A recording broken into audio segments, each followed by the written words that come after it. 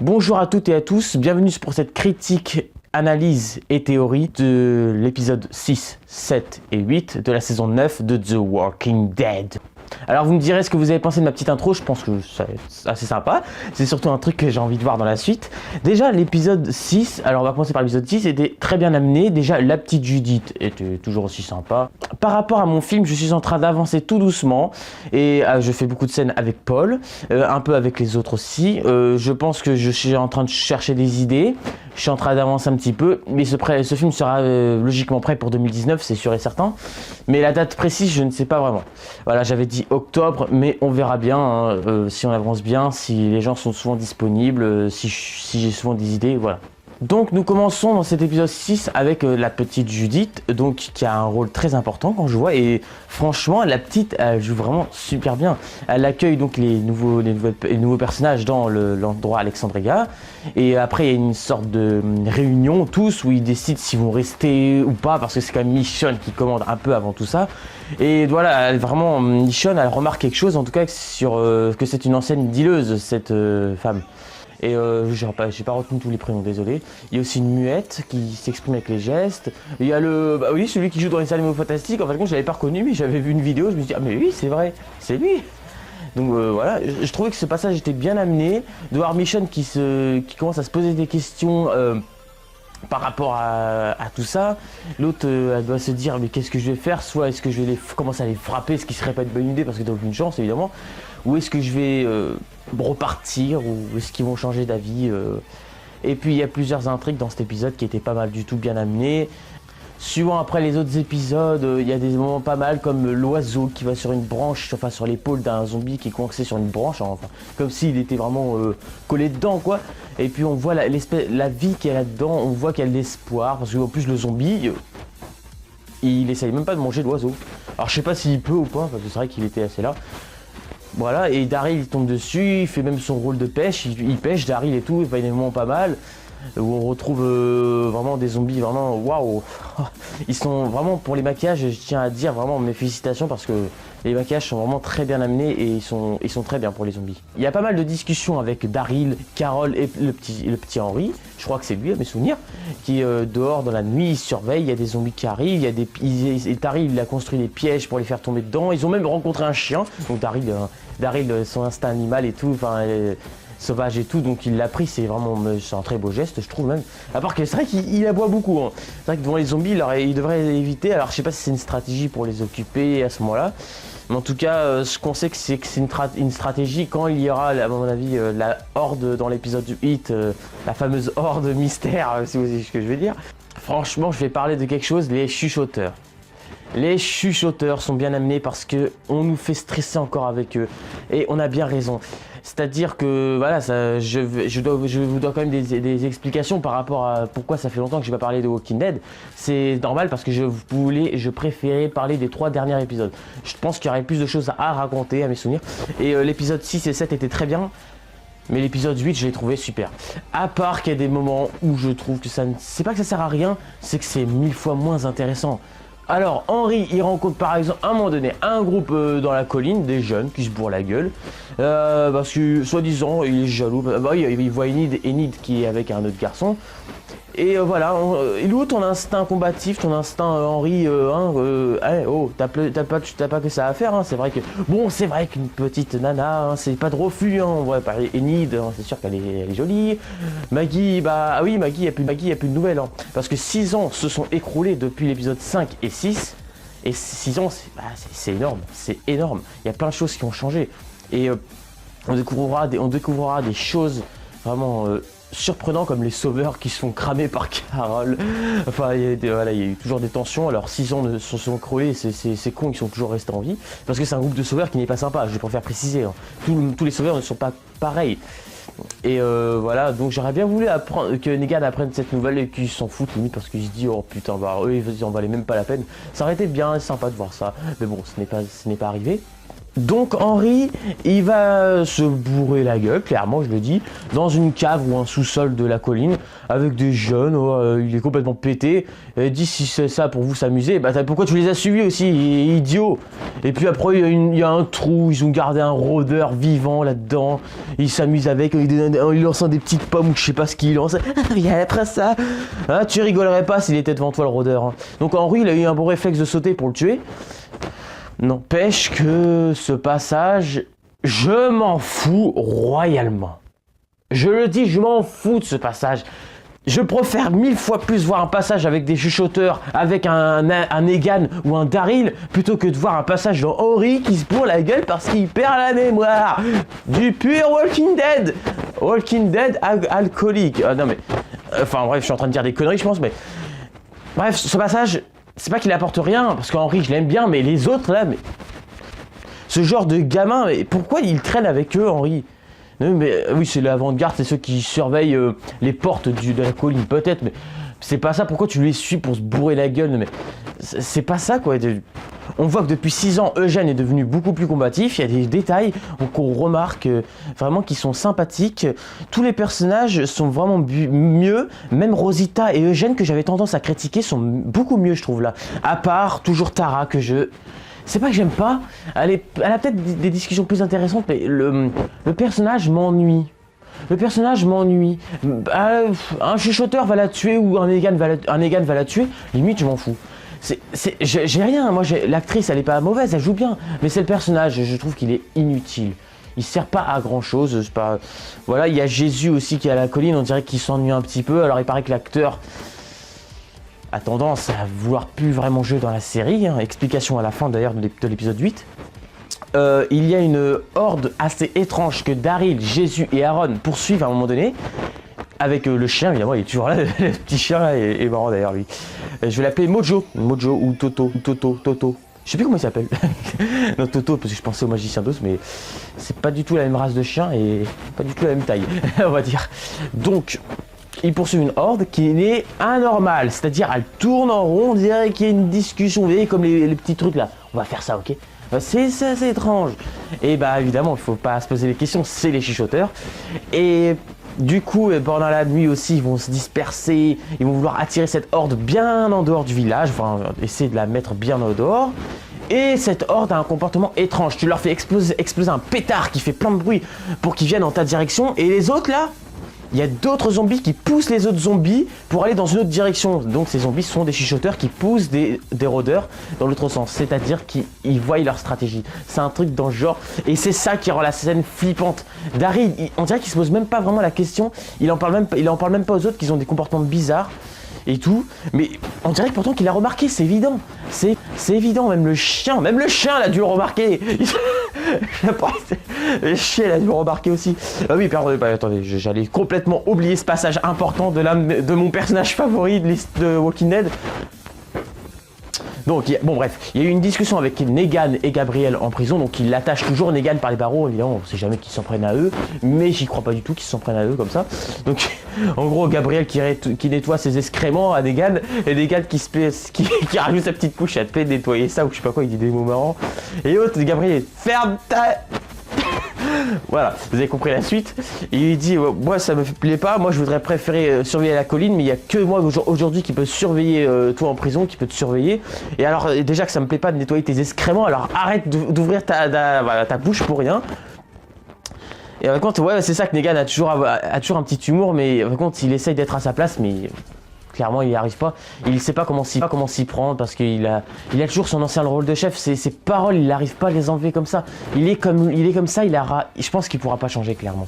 Il a du mal. Il est pas méchant, Negan. Juste qu'il a des paroles des fois qui peuvent blesser ou énerver d'autres gens. Mais il est pas méchant. Et puis suite à la nuit, après un passage assez... Bah c'est la nuit après donc. Déjà je trouve que ce passage est puré, il est flippant. On voit une espèce de tempête qui approche comme le calme avant la tempête. En dehors de la prison de Negan, c'est-à-dire on voit avant l'escalier où descendre pour aller voir Negan, on voit la nuit, la tempête et tout, les arbres qui bougent, ça annonce quelque chose de grave. La prison de Negan était restée ouverte. Negan il joue à la balle et tout. Et puis moi je pensais à compte que la balle poussait un petit peu la porte pour qu'ils comprennent que ça soit ouvert. Par contre, je sais pas, c'était un clin d'œil, il sentait qu'il y avait quelque chose. Et du coup il a ouvert la porte tout doucement. Et notre Negan s'est échappé avec son petit regard. Il a lancé la balle et hop là, je me taille. Allez, bonjour Alexandria, vous allez bien aujourd'hui? Allez, est-ce que je peux vous dire compagnie, vous faire un peu de compagnie? Ah. Negan s'est échappé. Beaucoup critiquent ce passage, j'ai vu sur internet. Alors, de la façon que c'est fait, c'est pas de bête, parce que ça peut arriver que Gabriel ait oublié tout simplement de laisser la porte fermée. Mais d'un côté, ce passage est un peu moyen parce qu'en fait, pour un gars comme Negan, un personnage qu'on adore, un méchant que nous aimons beaucoup, de le voir s'évader d'une façon aussi pas bête, mais peu recherchée, c'est dommage.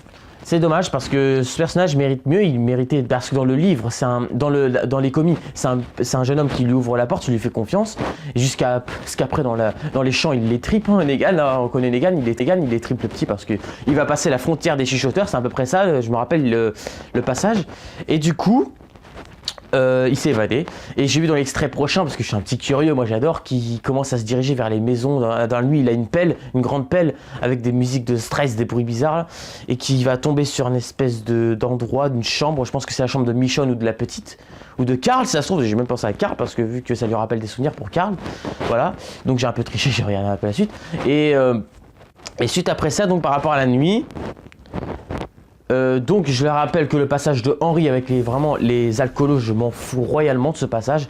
Henry, j'aime bien Henry parce que c'est quand même un personnage sympathique, mais les autres, les gens, on les a jamais vus auparavant. Alors ce qui peut expliquer qu'entre les 6 ans qui s'est passé, peut-être sont arrivés entre temps, peut-être. On voit qu'il y a pas mal de stress, que les communautés vraiment s'entendent, ils se parlent entre eux, ils crient et tout s'il y a un problème. Donc Rosita qui se réveille de son lit suite à l'attaque des chuchoteurs dans l'épisode 6 et 7, parce que ça fait 6 à la fin du 6 et au début du 7 quand elle a réussi à s'échapper, les autres ils viennent la secourir, et ça se voit qu'elle était bizarre, elle était pas normale, et quand elle se réveille de son lit, donc il y a Siddiq et Michonne, si je ne me trompe pas, qui sont à côté d'elle, elle pète un plomb, elle commence à s'agiter, à stresser, et elle dit « vous ne savez pas ce qui vous attend ». Tout simplement, en un mot, ça fait stresser. Et Eugène, qui était enfermé dans une grange depuis au moins 24 heures, si je ne me trompe pas, il avait le genou blessé.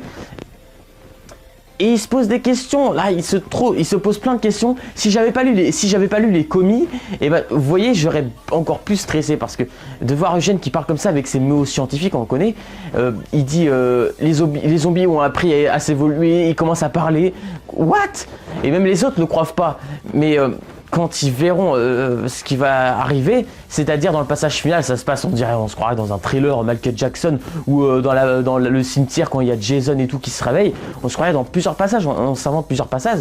Et passages, et vraiment ça fait vraiment ambiance Walking Dead tout ça. Excusez-moi, j'ai du mal à parler.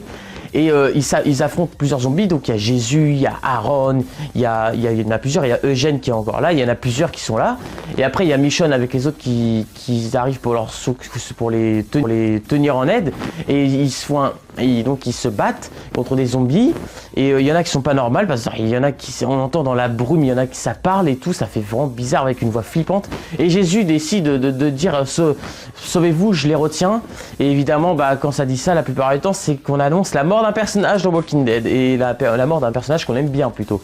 C'est-à-dire Jésus se battait contre les zombies, les autres l'appellent derrière la grille pour lui dire c'est bon, on peut y aller, t'as tué pratiquement tous les zombies. Donc il tue un zombie et il essaie de tuer un autre, mais le zombie, il se baisse, il remonte, il prend un couteau, il le plante par derrière et il lui dit tu n'as pas ta place ici. Et il le lâche avec le couteau, avec la lumière de l'éclair, parce qu'il y a beaucoup d'orage cette nuit. On voit que ça reflète dans le visage du putain, ça fait flipper. Oh, c'est trop bien amené. C'est trop bien. C'était un chuchoteur. Ça y est, leur arrivée était bien. C'est-à-dire le moment où il se baisse, on se dit mais attendez, c'est quoi ce truc là, un zombie fait pas ça. Et hop là, il te plante par derrière. Donc Jésus, il est décédé, enfin il est mort. Je pense qu'il est mort, je pense.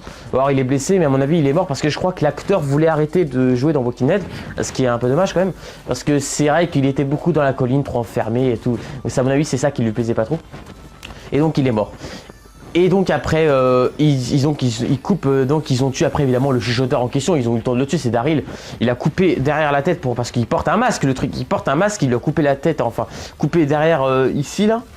Ils utilisent vraiment des fils, c'est pour fermer les masques, c'est impressionnant. Ils utilisent la peau des rôdeurs, c'est dégueulasse. Il enlève le masque, enfin la masque façon d'appeler, la peau des rôdeurs, et il voit que c'était un masque qu'il portait. Et la voix de tous les autres chuchoteurs se ramène et ils disent viens, on va en finir, vous êtes encerclés, ils peuvent rien faire. Et là, le chien il aboie et tout, et bam, le noir complet, c'est fini. Il faut attendre février. Il faut attendre février pour la suite. Bref, ces passages dans le cimetière étaient super bien amenés. Le côté sombre, brouillard, zombie, ça le fait totalement pour un Walking Dead. Les moments, comme je l'ai dit, avec Henry et les alcoolos, c'est limite, j'en ai rien à battre. J'en ai rien à battre. Le vrai Henry, il ferait pas ça, il suivrait pas une bande de gamins là pour... Enfin, façon de parler, c'est des gamins, ils ont à peu près le même âge que lui, mais dans sa tête, Henry, merde, il fait plus adulte. C'est quoi ces gamins qui passent leur temps à se bourrer la gueule? Mais même, attends, il pourrait y avoir un danger, les autres, ils se bourrent la gueule, les zombies qui vont les bouffer ou je sais pas quoi, il peut y avoir une attaque de n'importe quoi. Et les autres, là, ils sont tellement alcoolisés qu'ils se feraient tuer, quoi. C'est n'importe quoi. Comment est-ce qu'il peut y avoir des gens comme ça? Il faut les entraîner, il faut pas les apprendre à boire dans cet endroit. Il faut les surveiller un peu, merde. Bref, ce passage m'a un peu énervé. C'est pas du Walking Dead, il faut vraiment arrêter. Je suis d'accord, l'évolution d'Henry, d'accord, je suis d'accord. Il a fait une erreur, voilà, Mais non, les autres gamins avec lui, non. Comment il peut y avoir des gamins comme ça? Ils sont inconscients, ces espèces de... En plus, c'est des ados, c'est ça le pire. Ils se rendent pas compte qu'ils sont dans un monde de zombies. Il faudrait les foutre dehors pendant 2 jours pour qu'ils se rendent compte c'est quoi le vrai danger. À mon avis, ce qu'ils n'ont pas fait, malheureusement. S'arrêter, c'est dommage. Mais bon, bref. Et donc, je vais parler de la théorie des prochains épisodes. Donc... ma théorie, j'en ai beaucoup et j'en ai une en priorité qui concerne la sortie de Negan et l'arrivée des chuchoteurs. J'ai vu l'extrait, évidemment j'ai vu l'extrait du prochain, je ne peux pas avec cette musique là. Donc on voit les chuchoteurs qui vont arriver devant la colline, je crois que c'est la colline, et qui vont parler à mon avis avec Daryl, et à mon avis il y a le chef ou alors c'est un sous-chef ou des chuchoteurs, mais ça fait flipper. On voit les zombies qui sont là qui se parlent entre eux, ça marche toujours bien ce truc là. Et ils vont parler avec Daryl, ça se voit, il va y avoir des conflits dans le brouillard, ça va continuer le combat dans le cimetière. On voit un chuchoteur qui, d'un coup, un zombie qui arrive avec une épée, il comme ça là, il veut les tuer, ça fait flipper ces passages là. Il y a vraiment des passages où voilà, les voix des chuchoteurs, même entre autres, ça fait flipper. Il va encore y avoir des morts. On a vu un cimetière, enfin, les tombes qu'il y a eu dans la colline. Donc on pense toujours aussi à la tombe de Glenn qui doit toujours être là. Voilà, il y a plusieurs détails comme ça. À mon avis, il va y avoir Jésus qui va se rajouter dedans. C'est vraiment flippant. Et on voit Beta, c'est-à-dire c'est pas le chef des chuchoteurs, mais c'est le copain de Alpha, la chef des chuchoteurs. Oh la vache, c'est Ryan Hurst, je crois, l'acteur. Alors, si vous me faites Ryan Hurst contre Jeffrey Dean Morgan, ce serait la plus belle réussite de cette saison 9. Faites-le. N'attendez pas la saison 10. Faites-le même faites-le pour l'épisode final. Voilà, faites-le pour cet épisode. L'épisode 16, faites-le ce combat. Faites-le, faut surtout pas le zapper. Faut le faire. Faut le faire même, il faut un peu changer par rapport au comic. Faut le faire avant. Je suis trop pressé de le voir. Parce que d'origine, ça se passe un peu après... voilà, il y a plusieurs choses qui vont se passer, mais voilà, on voit dans cet extrait que Beta il va affronter Daryl. Déjà, ça va être un très bon combat parce que Daryl, j'aime bien quand il se bat. Beta, à mon avis, ça va être le genre de mec costaud qui te soulève, qui te met des grosses droites dans la tronche, et même il va être très dangereux. À mon avis, il doit avoir des gros couteaux comme ça parce qu'on a vu dans la BD en figurine et tout, ils ont des gros couteaux là, ils vont être pleins de sang et tout, ils vont se battre ces deux-là. On a vu que Beta il commence à soulever Daryl, l'exploser contre le mur et tout. Oh la vache, ça va être super. Il y a plusieurs détails vraiment sympathiques. Il y a même un nouveau qui va arriver dans le royaume, je crois. Donc on n'a pas vu Ezekiel dans ces derniers épisodes, on ne l'a pas vraiment vu. On a vu qu'il y a un nouveau qui va arriver aussi, ça va être sympathique, je pense. Et notre bon vieux Negan qui retrouve son ancienne maison, le sanctuaire. Énorme suspense par rapport à ça, parce que si je dis énorme suspense, c'est que c'est le bordel total dans ce sanctuaire. Le bordel énorme. Tout est mis dans le désordre, tout est détruit. On ne comprend rien. 6 ans se sont écroulés. Et pendant ces 6 ans, il s'est passé plein de choses. Et je veux savoir ce qui s'est passé. Negan rentre, Voilà, on entend dans l'extrait, il dit on est de retour à la maison. Moi au début je pensais qu'il tenait Lucille dans ses mains, mais c'est un bâton à mon avis. Ça n'a pas la forme d'une batte, mais à mon avis il va retrouver sa batte parce que oui, il y a plusieurs actes qui vont se passer après et ça a beaucoup de rapports. De le voir rentrer tout seul avec ce silence là, parce que j'imagine qu'il y aura un silence, il va rentrer dans son ancien sanctuaire qu'il n'a pas vu depuis 8-9 ans. Bah oui, il a été enfermé en tôle depuis 8-9 ans à peu près. Et waouh, c'est beau de voir ça. Il est tout seul et tout. Et on va avoir des flashbacks, il va se rappeler des souvenirs quand il avait tous ses sauveurs à l'époque. Et là, il est tout seul 9 ans après. L'évolution du personnage, l'évolution du sanctuaire, des sauveurs, de tout ça, tous ceux qui sont morts. C'est beau, je trouve, c'est magnifique. Et j'en ai limite les larmes aux yeux. Je sais pas pourquoi d'ailleurs, vous pouvez rigoler, c'est pas grave. On voit tout ça. Et je me suis même demandé, parce que 6 ans c'est énorme, moi je me suis demandé, depuis que le sanctuaire a été à peu près détruit, il ne reste presque rien, il y a sûrement des gens qui vont cohabiter dans ce sanctuaire, qui vont vouloir rechercher une maison. Ils voient un grand endroit, même si c'est le désordre, même s'il peut y avoir un peu de zombies, ils vont quand même chercher à y habiter pour tuer les zombies, comme les gens qui étaient dans la prison dans la saison 3, les espèces d'idiots là, enfin non pas tous, ils n'étaient pas tous méchants, mais l'autre, voilà, c'est pareil, il y avait des gens qui cohabitaient depuis longtemps. Eric était arrivé après avec sa bande à l'époque, et ils ont tous, voilà, là ça va être pareil, à mon avis, il y a sûrement des gens qui doivent habiter dans ce sanctuaire, donc Negan il sera, à mon avis, pas tout à fait seul, je pense. C'est mon avis, 6 ans c'est énorme, je vois pas pourquoi il y aurait personne qui chercherait à cohabiter dans un endroit pareil, surtout que le sanctuaire c'est immense, c'est impressionnant, c'est une bonne maison. Mais ces gens, à mon avis, ils vont servir à pas mal de choses. Si ça se trouve, ils vont peut-être connaître les chuchoteurs. Ils vont peut-être dire on connaît ces gens-là. Et c'est ce qui va pousser Negan à donc aller dans le repère des chuchoteurs. Et là, ça va être extraordinaire. Ça va être super ce passage. On va voir Beta face à Negan. Beta, il est assez grand de taille, si je me trompe bien, comme je l'avais déjà dit. Il est grand de taille. Et voilà, Negan il va faire comme si c'était un voyageur seul et qui connaissait rien, il n'avait pas de maison, alors que évidemment il a une stratégie, il est malin. Il va cohabiter à quelque temps avec les chuchoteurs, il va apprendre à être comme eux, chasser, parler un peu comme eux, enfin sauf qu'il veut pas porter de la vulgaire peau de zombie comme il le dit à un moment donné dans les comics. Et à un moment donné, il va décapiter, j'ai bien dit décapiter, Alpha. Ce qui va mettre en rogne Beta.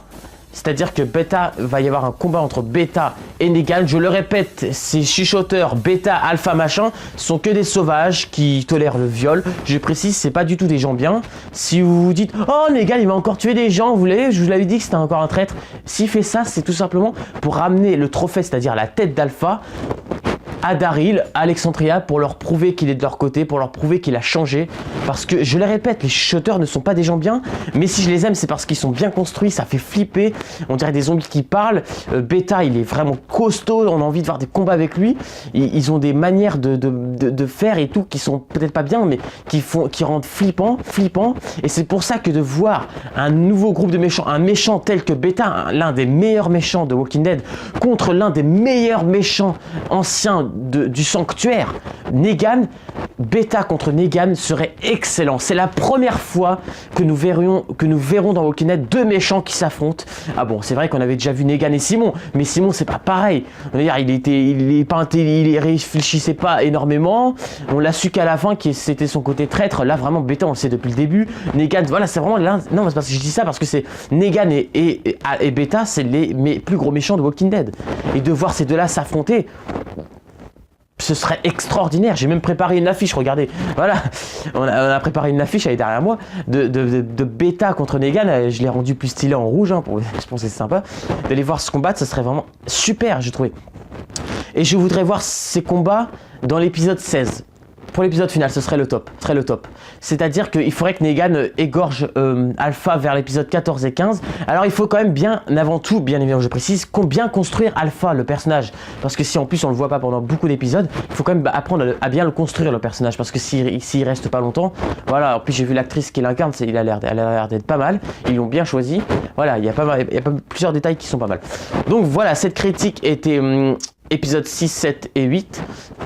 Et théorie sur la suite, il va y avoir pas mal de théories, il va y avoir des morts encore à mon avis, et Et voilà, bah Jésus, hein, il a fait une bonne participation quand même, malgré tout qu'il était un peu trop enfermé à la connue, je trouvais.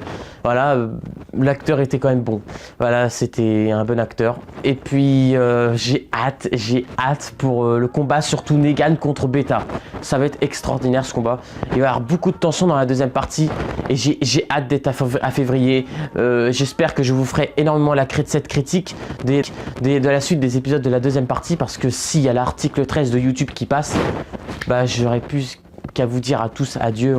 On sait jamais, tout peut arriver. Hein. Voilà, adieu façon de parler. Hein, mais après, si jamais je devais reconstruire une chaîne YouTube, il ne faudrait pas que ce soit en France, c'est-à-dire que si je la construis, il faudrait que ce soit chez Ben. Il faudrait que Ben la construise et que moi j'envoie mes vidéos pour que Ben les mette dans sa chaîne, parce que si c'est construit du Québec directement, vous pourrez les regarder logiquement.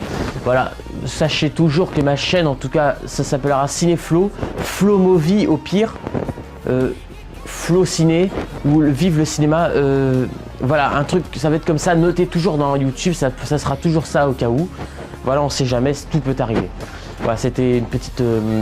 c'était pour... au cas où que ça devait, tout devait arriver. Bref, j'ai beaucoup parlé aujourd'hui, j'ai hâte de voir cette deuxième partie. Et puis, à bientôt sur Cinéflo. Ciao!